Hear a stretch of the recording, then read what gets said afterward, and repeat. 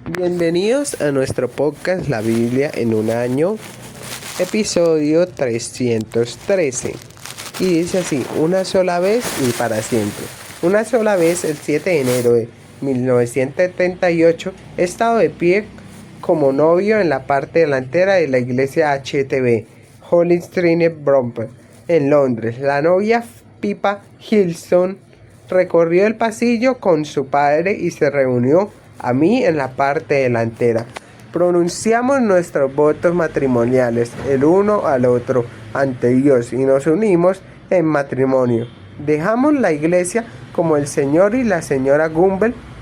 Fue un suceso de una sola vez que ha tenido enormes consecuencias para nuestras vidas. Provino de nuestro amor mutuo y nos comprometimos a amarnos hasta el final de nuestras vidas. Unos años antes, el 16 de febrero de 1974, yo no había encontrado a Jesucristo por primera vez. Comenzó una relación que ha transformado completamente mi vida. Fue otro suceso de una sola vez, pero las consecuencias y el efecto de ese suceso de una sola vez son continuos y embarcan todo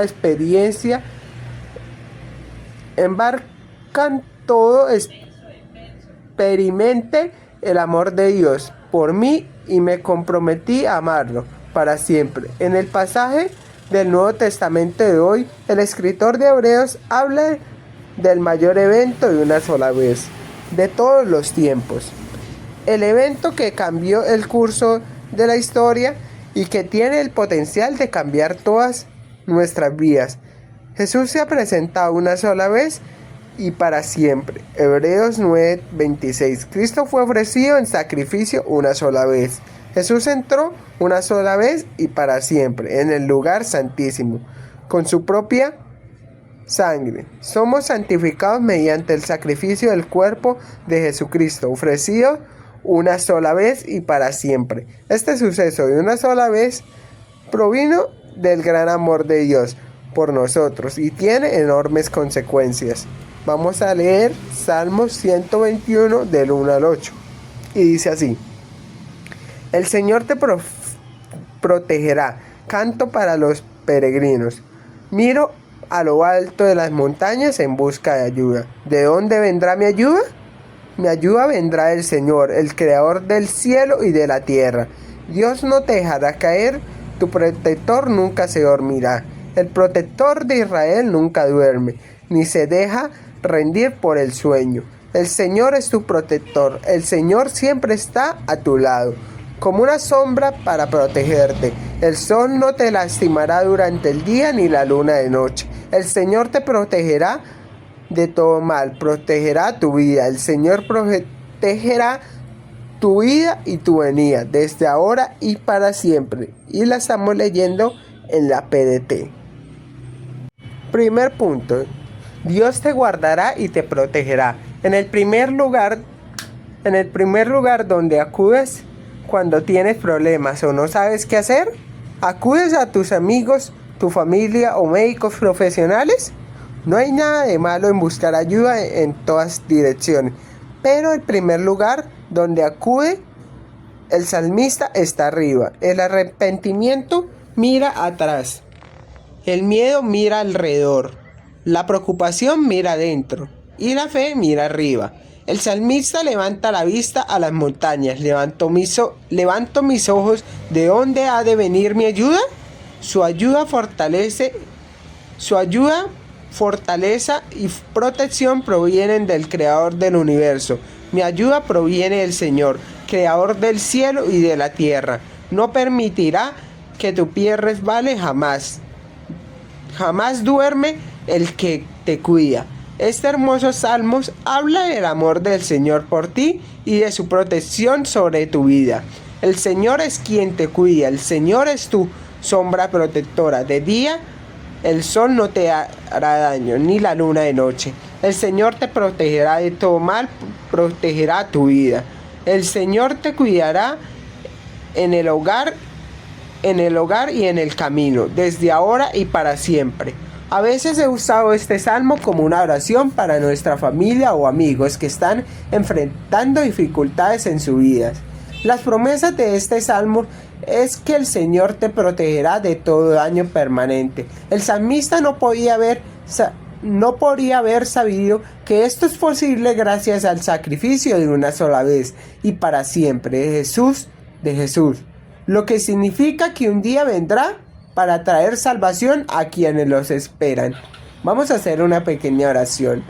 Señor, gracias porque me cuidas de día y de noche. Gracias porque me cuidas mi salida y mi entrada, desde ahora y para siempre.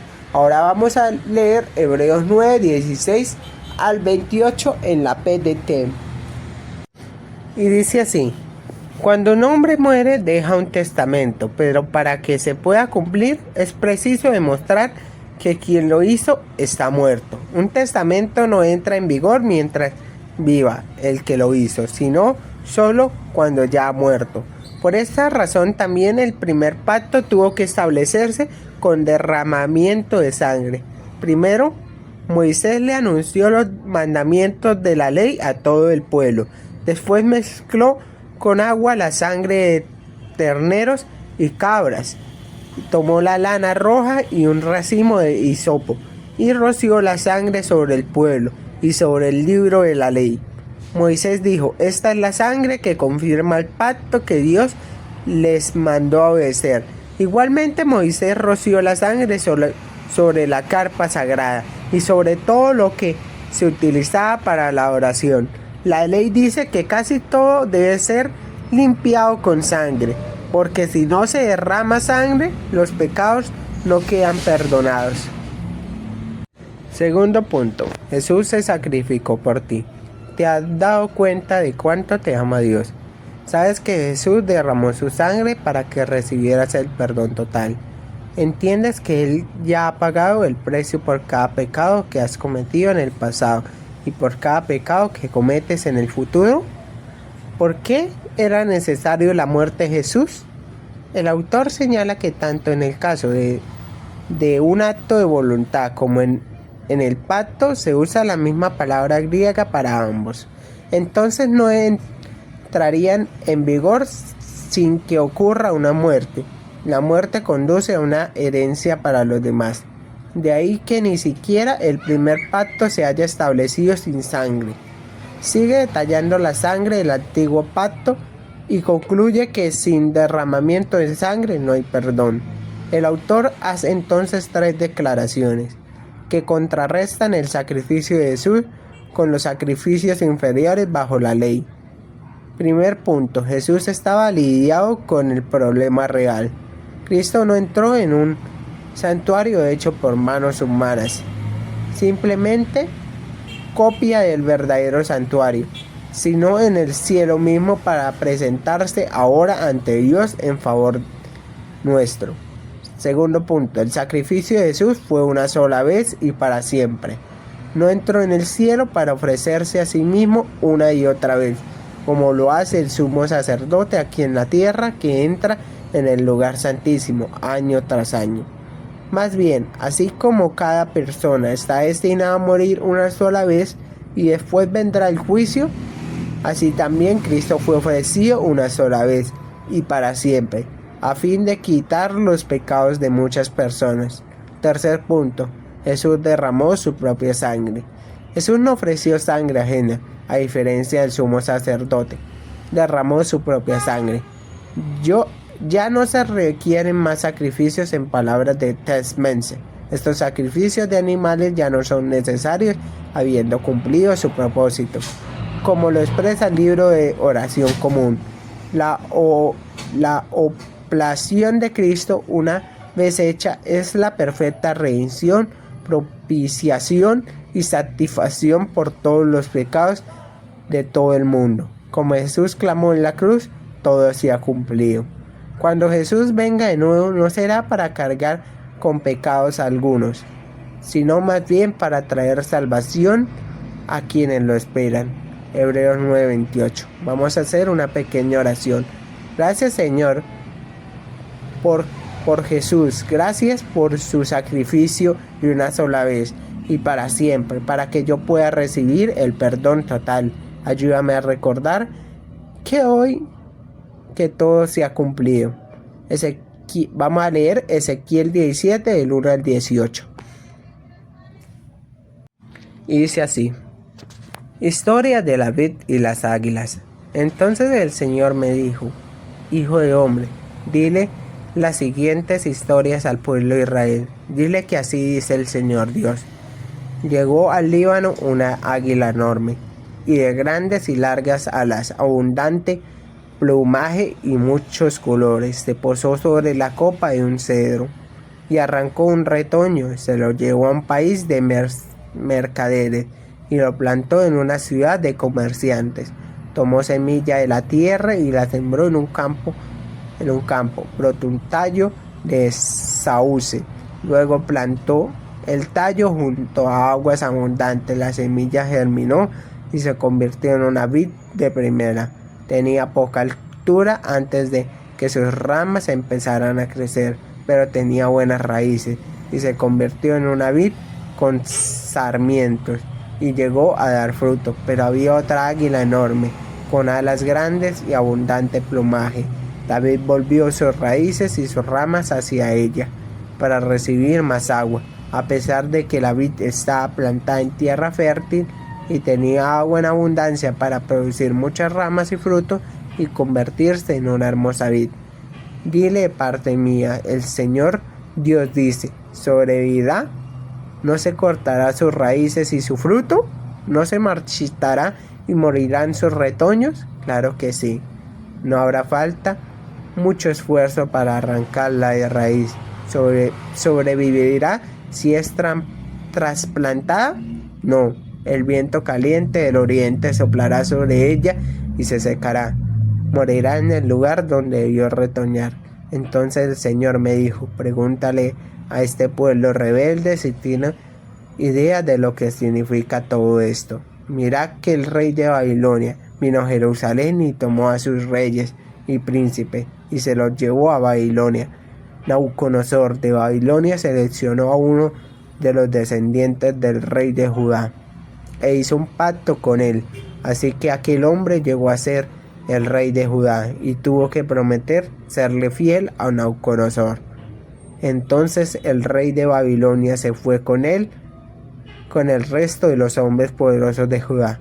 Así que Judá terminó siendo un reino débil y nunca pudo recuperarse. Se vio obligada a respetar el pacto que Nabucodonosor hizo con el rey de Judá. Pero el descendiente real se rebeló contra él y envió emisarios a Egipto para que consiguieran caballos y un gran ejército de soldados. Pero sobrevivirá el descendiente real, escapará al castigo, escapará el que rompió el pacto. Prometo por mí mismo, dice el Señor Dios, que él que profanó el juramento que había hecho y rompió el pacto morirá en Babilonia, en la tierra del rey que lo llevó al trono. Y las poderosas fuerzas del faraón y la gran multitud de soldados no acudirán en su ayuda cuando haya guerra. Se levanten las rampas sobre los muros y se preparen las máquinas de asalto para matar a mucha gente. Sedequías faltó a su juramento y rompió su pacto, aunque había dado su tierra para sellar el pacto, y aún así lo hizo. Sucedieron todas estas cosas, pero no se escapará. Por lo tanto el Señor Dios dice: prometo por mí mismo que lo haré sufrir todos los castigos mencionados en el pacto que él rompió y anuló. Le tenderé mis redes y caerá en mi trampa. Lo llevaré a Babilonia, donde lo condenaré por su rebelión contra mí. Muchos soldados de cada división tratarán de escapar, pero morirán a filo de espada.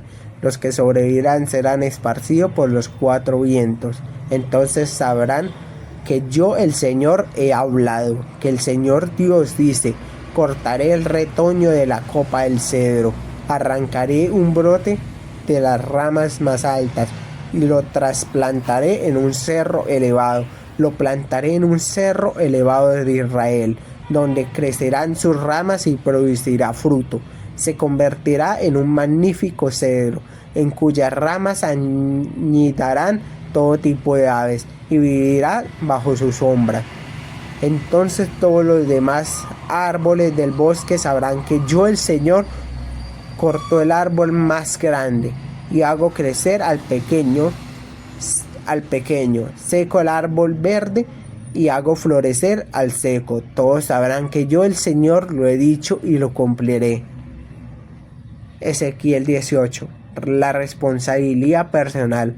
Entonces el Señor me dijo: ¿por qué repiten este proverbio sobre Israel? Los padres comieron uvas agrias y los hijos se les desentemplaron los dientes. El Señor Dios dice: prometo por mí mismo que ya no repetirán este proverbio en Israel. Para mí, cada persona es igual. Trato al papá igual que al hijo. Para mí son iguales. El que peque es quien recibirá el castigo. Y en cuanto al que se mantiene siendo justo y generoso, no come en los altares de los ídolos, ni presentará ofrenda a los detestables dioses de la casa de Israel, ni profana a la mujer de otro, ni tiene relaciones sexuales con la mujer en los días de su menstruación.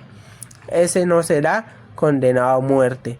Este hombre no se aprovecha de los que se encuentran atravesando momentos difíciles. Devuelve la prenda al deudor y no roba. Alimenta al hambriento y viste al desnudo. El hombre honesto no cobrará intereses ni hace ganancia del dinero que le presta a los demás. No solo evita hacer el mal, sino que también ayuda a los demás a ser honestos unos con otros. Sigue mis leyes y reglamentos para hacer lo que es verdaderamente justo. Este es un hombre bueno y no será condenado a muerte. El Señor Dios lo ha dicho.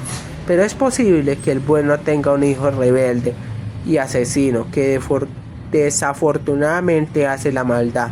O sea que hace todo lo siguiente: come en los santuarios prohibidos de las montañas, deshonra a la mujer del otro, oprime al pobre y desamparado, robándolo y no regresándole su prenda, y adora a los repugnantes ídolos. Presta dinero, pero solo con intereses para hacer ganancia. Este será culpable y no se le permitirá vivir.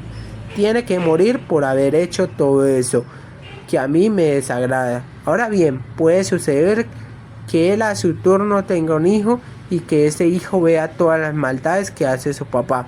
Puede ser que ese hijo tenga respeto a Dios y no haga esas maldades. Es decir, que no acuda a los santuarios prohibidos de las montañas, ni adore a los repugnantes ídolos del pueblo de Israel, ni deshonre a la mujer del otro.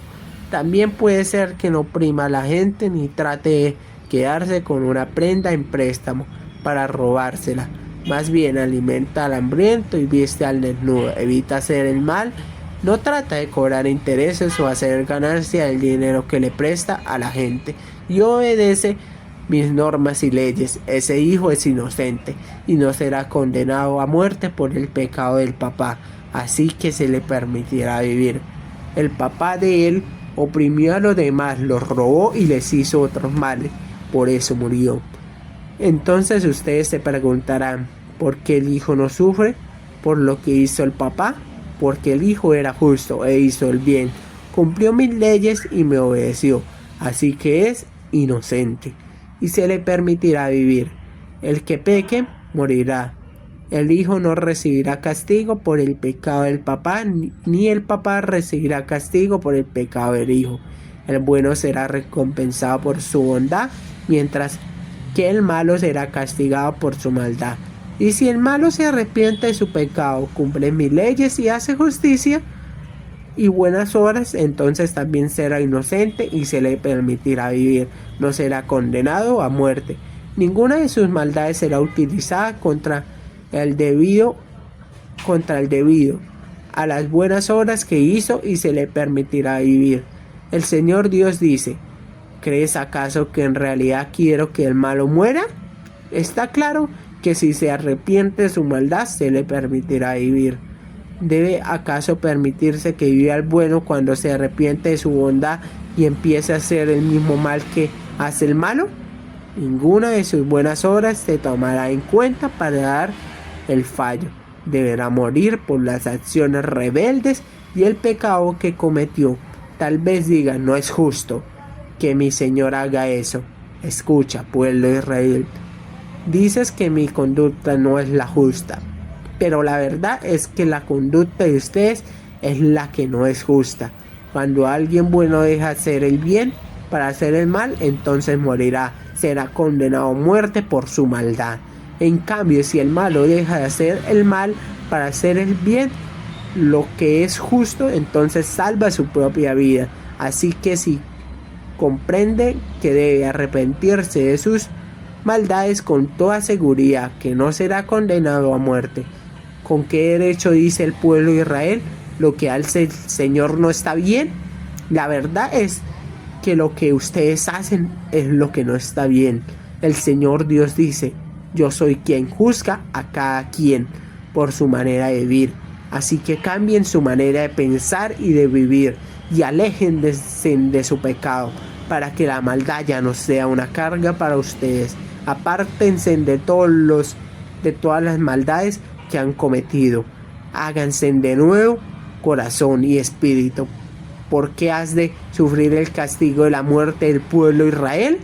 No quiero que muera ninguno de los que han sido condenados. El Señor Dios lo ha dicho.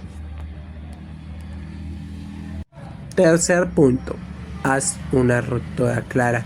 Aunque la muerte de Jesús para nosotros fue un acontecimiento de una sola vez, Dios en su amor estuvo preparando a su pueblo para ese suceso durante cientos de años.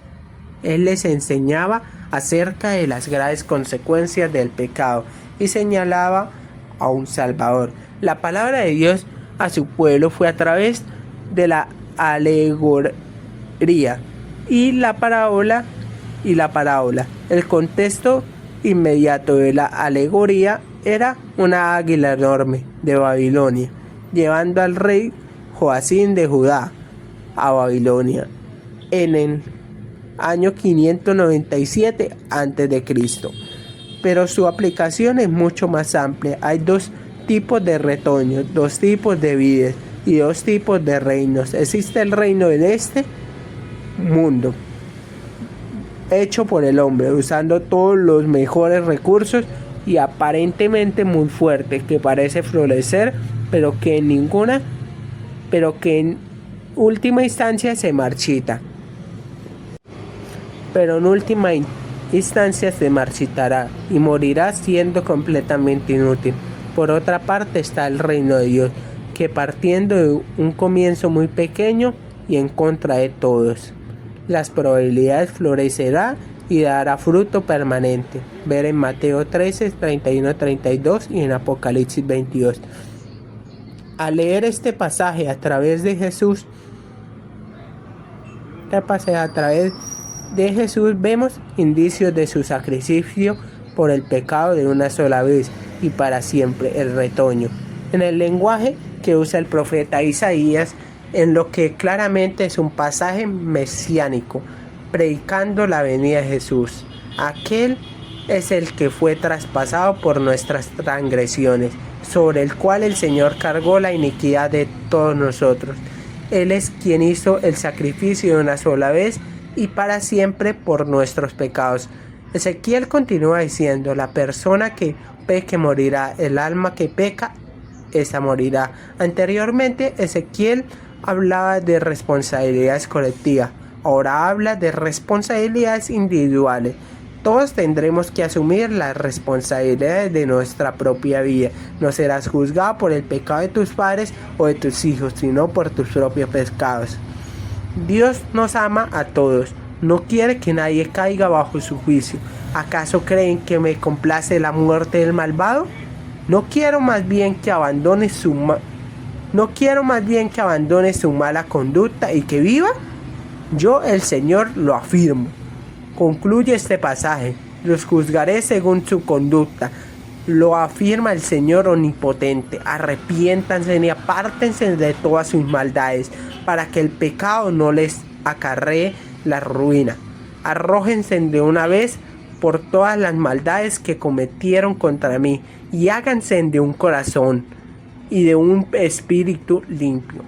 El pasaje terminó en el último recordatorio de cómo aquello es posible. Conviértanse y vivirán. Esta es la noticia maravillosa. Por muy bajo que hayas caído, independientemente de lo caótica que sea tu vida, puedes hacer una ruptura clara. Una ruptura clara con el pasado. Simplemente arrepiéntete de los malos caminos y vuélvete a Jesús. Recibirás el perdón total, un nuevo corazón y un nuevo espíritu. Y puedes disfrutar de la relación con Dios hecha posible por un sacrificio de una sola vez y para siempre por tus pecados. Vamos a hacer una pequeña oración. Señor, gracias porque puedo arrepentirme y vivir.